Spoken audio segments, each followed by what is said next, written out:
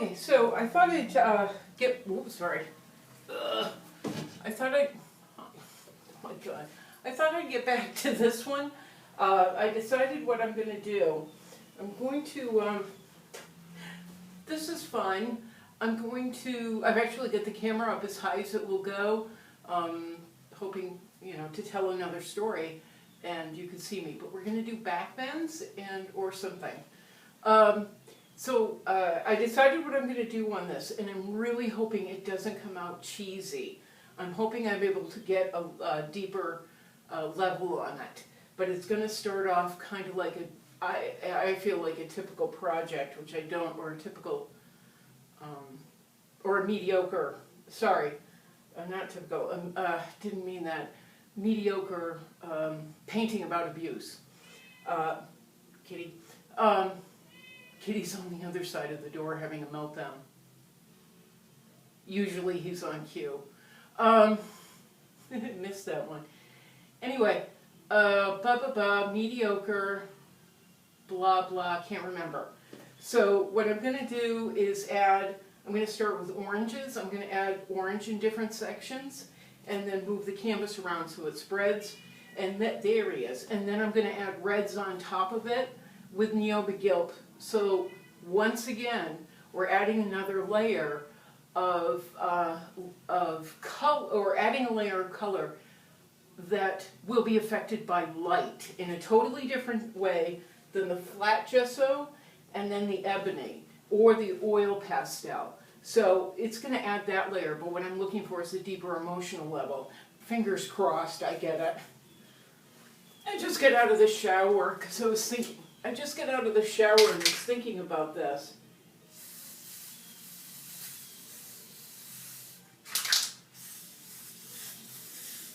Now the problem is, you're not supposed to do that with aerosol. If you add too much and then you add oils, it'll crack. But we're going to give it a try.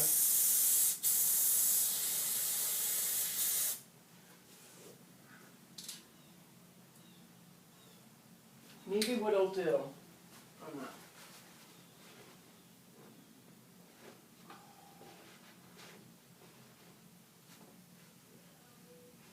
Well, that's not doing what I wanted it to do. Maybe what I'll do is thin out the center, because I want these drips spreading different ways. But now I'm going to wait for those guys to dry. Or, oh, there we go. That's interesting.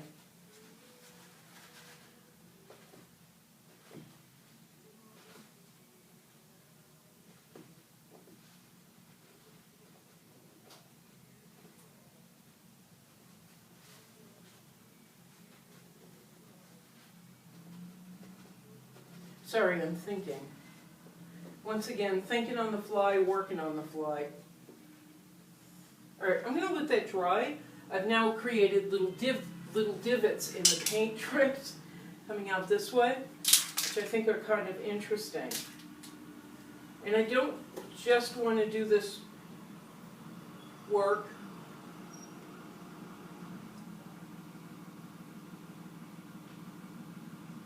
I think there's a FedEx truck here. I have no idea why. Yep, not a clue. So I don't want to do this just in the blank spots, but I also want to hit up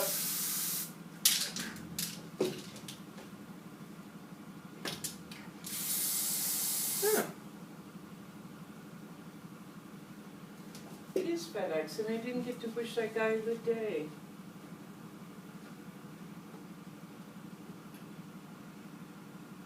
Yeah, that's taking paint out of the drips is kind of interesting. I'm going to let that dry. Yeah, and I started to say I don't want to just hit it up in the blank spot. I also want to hit up some of the words. Yeah, I'm not liking that one so much. He probably delivered another air filter. deliver air filters to my home every month through my real estate agent, which is really nice. I thought it was a mistake, so I started storing all of them. And then she told me, oh no, it's so you can change them every month. I went, oh.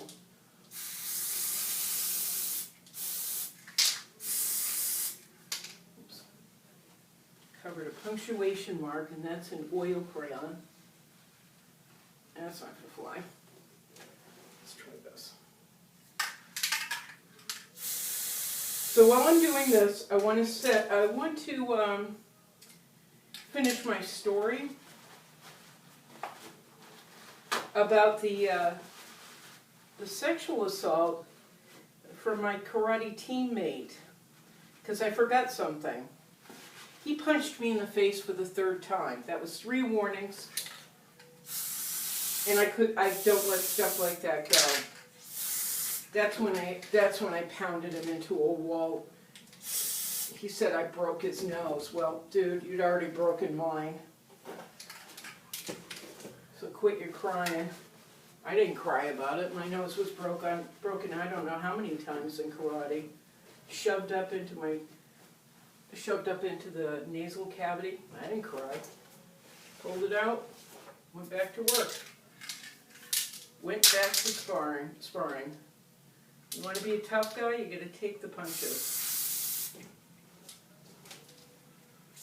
And my finger, which you may or may not have noticed in videos, this one,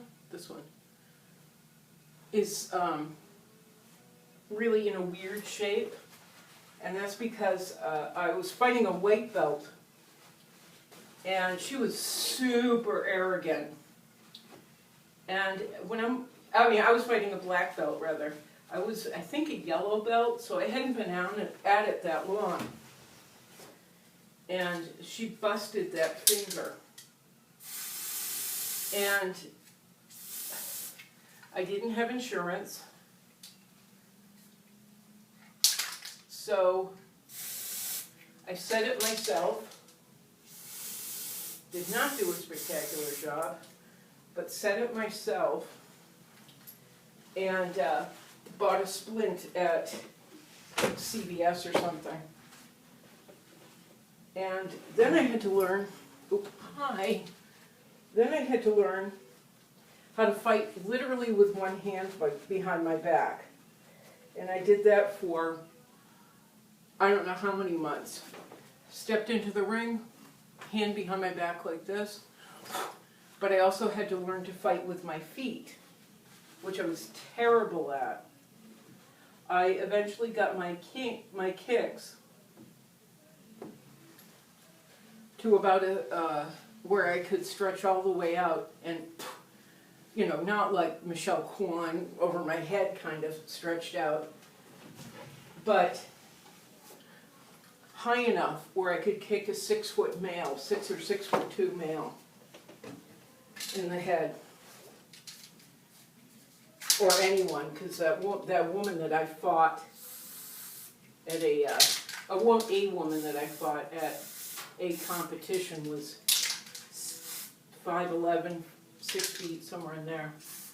And that's what I was working towards. Can you see what I'm doing? Okay, I think the little ones will be sprayed with red, and then I'll go over them with aerosol. But my mistake in the aftermath, that fight where he threw one more punch, it was 3, and he had been warned 3 times, that's the warning. You get 3 warnings, and then I'm done. Now, some people have gotten 1,000 and they still don't friggin' get it. So, I can't even. So anyway, my mistake was that when he sexually assaulted me, it was at a picnic that I had organized for the school, because I was now a team member, supposedly. And I had, we were going to competitions, we were practicing, 5 nights a week, and then Saturdays we were sparring. And this was a Saturday. The sexual assault at that picnic. At the sexual assault at the picnic, some of us had brought our sparring gear. And this kid and I were sparring.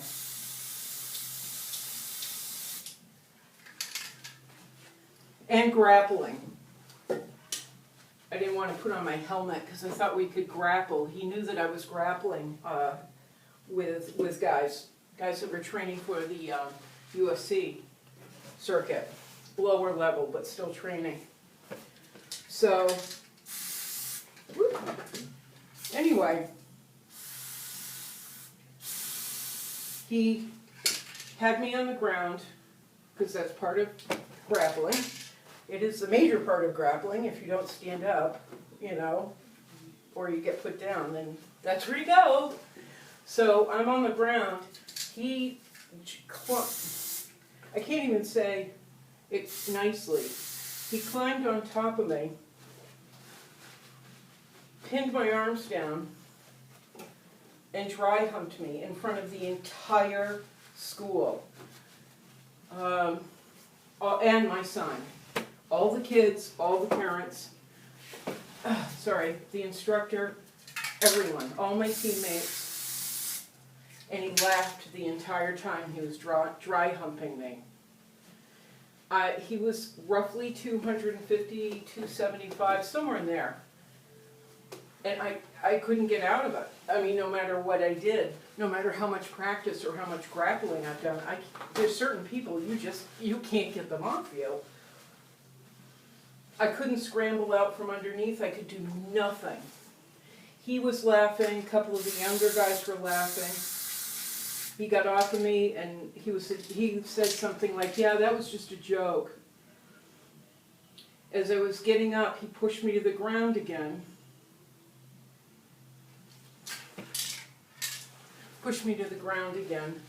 And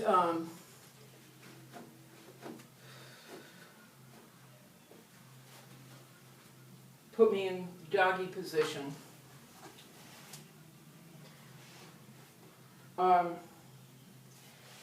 Climbed on top of me like he was playing horsey, and then pretended to was spanking my behind. Again, this was in front of the instructor, other teammates, my son, children, and you know who stood up for me? Want to guess? You know who said, "Stop it, John"? No one. But I'll tell you my mistake, because I am now a different person. I don't let shit go anymore. I didn't really let it go then either. I rented a space right next to the karate school. We're right next to each other. And the night, 2 nights later when we had class, I was in my space. And I couldn't go into class. I couldn't do it. One of the girls, Kathy, came over and said, "Are you coming to class?" And I said, "No." I was terrified. I was humiliated more than scared. She said, "You need to." And I said, I can't.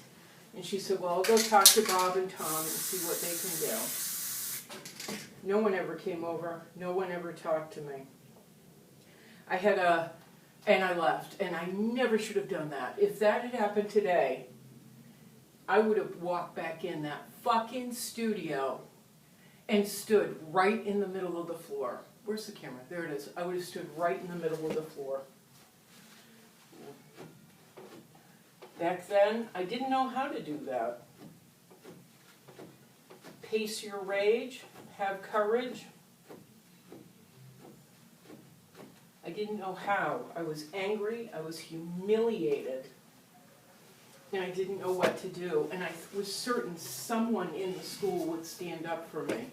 Someone in the school, or the instructor might think about it. Nope.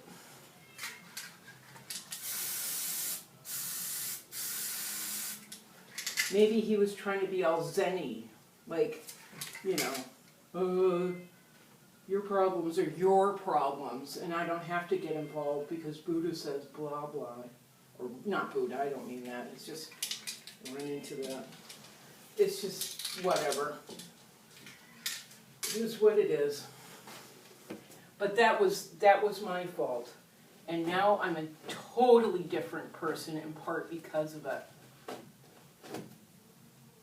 I don't give up. I don't give in. One of my tenets in karate was no retreat in battle, and I have it tattooed on my right leg. Yes, Kitty. Tattooed on my right leg. Yes, Kitty. And there's no more retreat. There is no more. I don't have retreating in me anymore. And like I said, it took a year, but I saw that kid at the local video store and went and stood right on top of him till he got so uncomfortable he put his movie down and left. But that took a year.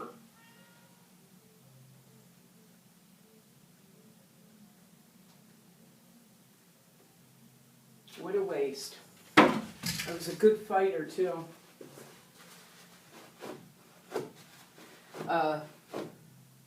In fact, I joined another school. That was Taekwondo, which I loved so much. I loved the athleticism.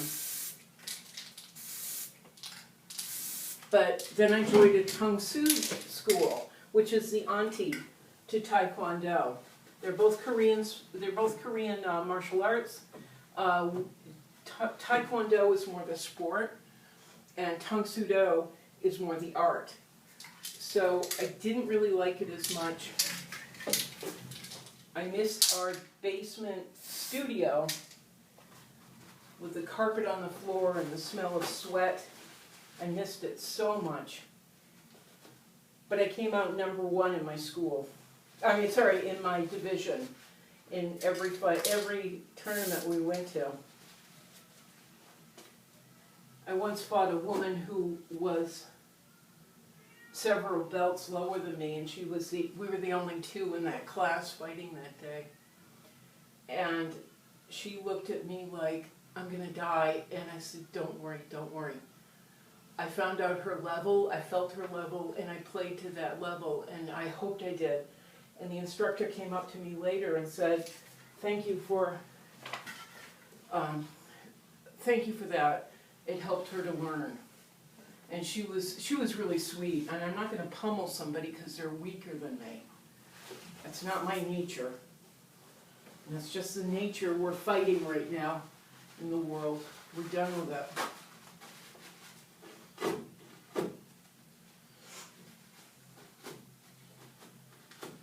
But I want to get to a last point.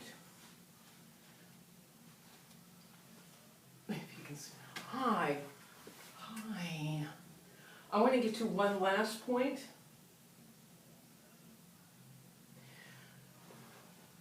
We need to learn as artists, especially in a time like this, to fight as viciously for our art as I hope you do for yourself, because this is yourself. Fight for it. I talk about Patreon, I talk about Facebook, I make jokes about it, I do Instagram. That's me fighting for myself and my artwork. And I won't let go. I'm not walking away. I've thought about it, but right now I'm in a space where I'm totally determined. This is it. I'm not walking back to a job where I will be abused ever again, hopefully. Like I said, I'm in the middle of a battle right now, or in the middle of a negotiation, or I don't even know what it is.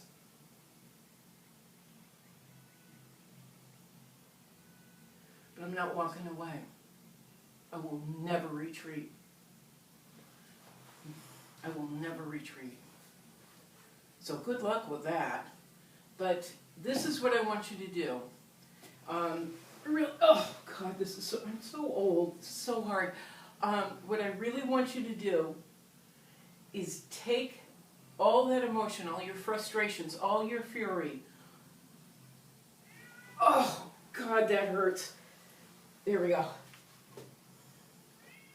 Everything that's inside you down to the core. Everything. And fight for you. Fight with yourself to make better artwork. Be loud, be bold with your artwork. Find that deeper level. Find that thing that is not going to let you give in.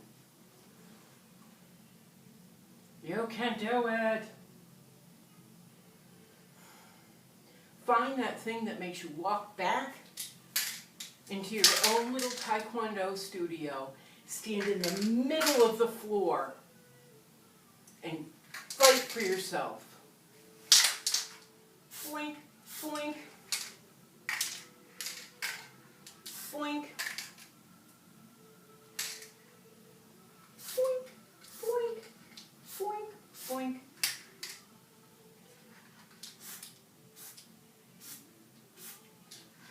Grab hold of your courage, your artwork,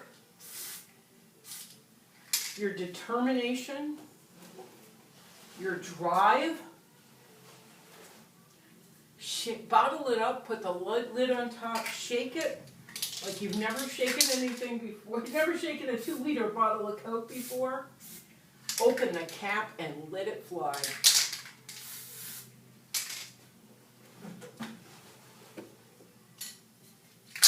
Because this is yours. This is you. You don't want to walk out of this life or be pushed out of this life knowing you didn't stand up for yourself. You didn't do everything you could do for the one thing you live for. We eat and sleep this. We think about it all the time. We imagine this. We wish for it. When we're sitting around doing other things that we'd rather not be doing. P.S. My shirt is ironed.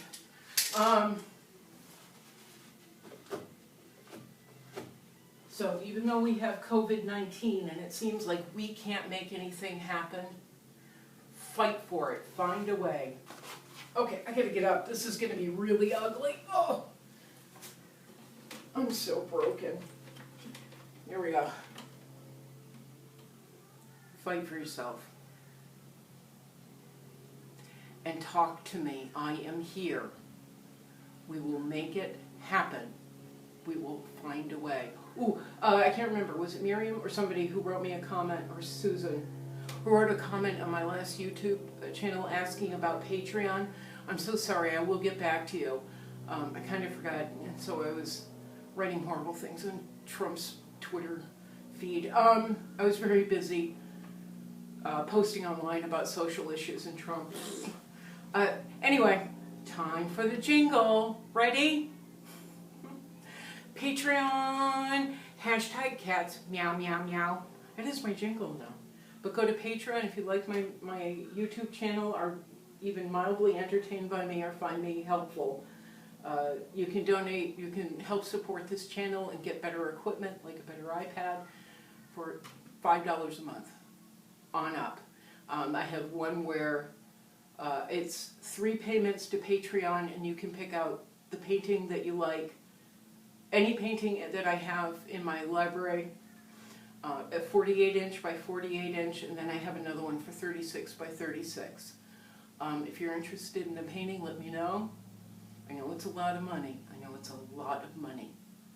But we get to that level, if we get to that level, if that's a purchase of yours, it's going to allow me to help other artists. Not just help promote them, but to help them get supplies. Because that's how we roll here at Studio 120. Meow, meow, meow. Meow, meow, meow. Ready? Okay, I'm gonna shut up now. Patreon, hashtag cats, meow, meow, meow.